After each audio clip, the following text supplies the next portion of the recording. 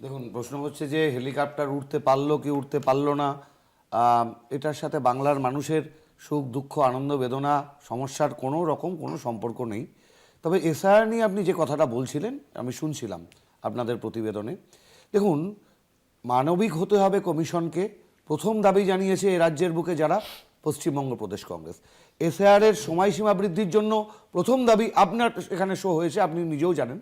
প্রথম দাবি জানানো হয়েছে পশ্চিমবঙ্গ প্রদেশ কংগ্রেস সভাপতি শুভঙ্কর সরকারের কাছ থেকে, এবং আমরা গত 10ই নভেম্বর এই এসআইআর প্রক্রিয়ার যে ত্রুটি বিচ্যুতিগুলো সেগুলোকে নিয়ে মামলা দায়ের করেছি সুপ্রিম কোর্টে।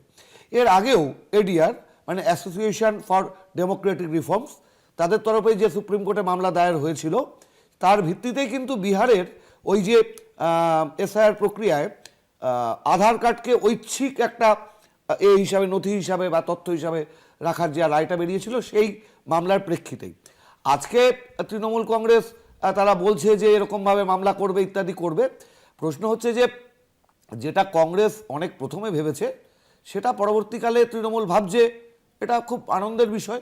তবে সে ভাবনার মধ্যে স্বচ্ছতাটা তখনই আসবে। দেখুন, এসআইআর প্রক্রিয়া স্বচ্ছতার জন্য বলা হচ্ছে, তো সেই প্রক্রিয়ার স্বচ্ছতা নিয়ে প্রশ্ন উঠছে।